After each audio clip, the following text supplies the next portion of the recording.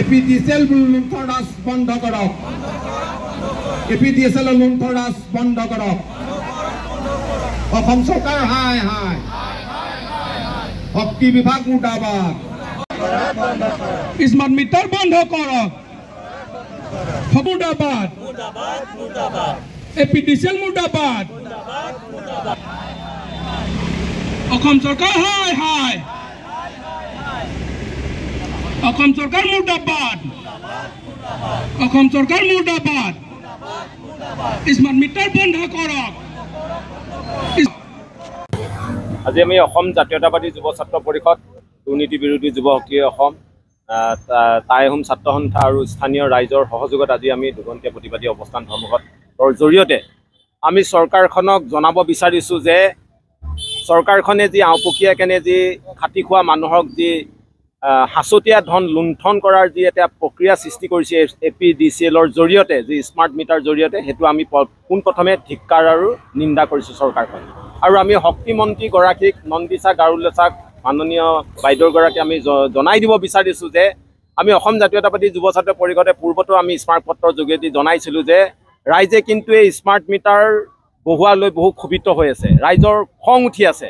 তেওঁলোকে চৰকাৰখনে যি আঁচনিৰ জৰিয়তে দি পেলাই যে ৰাইজক আওপকীয়া কেনে যি লুণ্ঠন কৰিছে, এই লুণ্ঠন ৰাজ কিন্তু অতি শীঘ্ৰে বন্ধ কৰিব লাগে। আৰু স্মাৰ্ট মিটাৰ যি ঘৰত যি জনসাধাৰণৰ যে গ্ৰাহকৰ ঘৰত সংস্থাপিত কৰিছে, সেই স্মাৰ্ট মিটাৰসমূহ অতি শীঘ্ৰে কিন্তু আঁতৰাই নি পেলাই পূৰ্বৰ যি ডিজিটেল মিটাৰ আছিলে, সংস্থাপিত হৈ আছিলে, সেই ডিজিটেল মিটাৰ বহুৱাবলৈকে আমি কেওটা জাতীয় সংগঠনে দাবী কৰিছোঁ চৰকাৰখনক। ইতিমধ্যে দেখা গৈছে যে দেশৰ প্ৰধানমন্ত্ৰী নৰেন্দ্ৰ মোদীৰ গৃহ ৰাজ্য গুজৰাটত কিন্তু স্মাৰ্ট মিটাৰ ইতিমধ্যে উঠাই দিয়া হৈছে।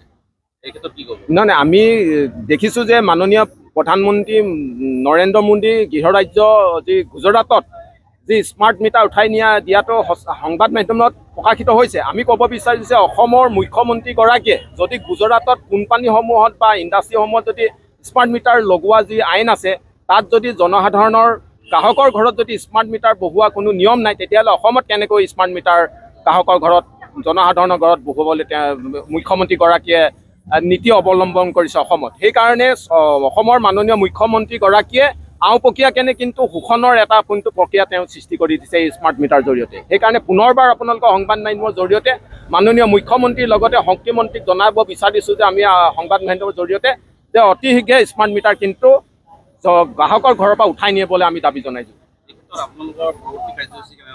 পৰৱৰ্তী যদি এই ক্ষেত্ৰত যদি আমাৰ যদি দাবীসমূহ যদি তেওঁলোকে গ্ৰহণ নকৰে বা আমাৰ দাবীসমূহ যদি মানি নলয়, তেতিয়াহ'লে আৰু ইয়াতকৈ আমি যি ধৰণে গণতান্ত্ৰিকভাৱে আমি ইয়াতকৈ জংকী আন্দোলন কৰিবলৈ আমি কিন্তু পৰিস্থিতি বাধ্য হ'লোঁ। আমি কৈছোঁ যে প্ৰথমতে আমি স্মাৰক পত্ৰ মেমৰেণ্ডাম প্ৰদান কৰিছিলোঁ চৰকাৰখনলৈ। চৰকাৰখনে কিন্তু মেমৰেণ্ডামৰ যি আমাৰ গুৰুত্ব নিদিয়া কাৰণে আজি আমি অৱস্থান ধৰ্মঘটৰ জৰিয়তে আমি পুনৰবাৰ চৰকাৰখনে আমাৰ ক্ষোভ আৰু শোষণ যে হৈ আছে জনসাধাৰণে, সেই ক্ষেত্ৰত আমি উদঙাই দিব বিচাৰিছোঁ। কিন্তু পৰৱৰ্তীত যদি এই ক্ষোভ যদি আমাৰ খং যদি তেওঁলোকে বুজি নাপায় চৰকাৰখনে, পৰৱৰ্তী কিন্তু আৰু ইয়াতকৈ আমি গণতান্ত্ৰিক আন্দোলন গ্ৰহণ কৰিবলৈ, ৰাজপথ ব্লক কৰিবলৈ আমি কিন্তু বাধ্য হ'ম।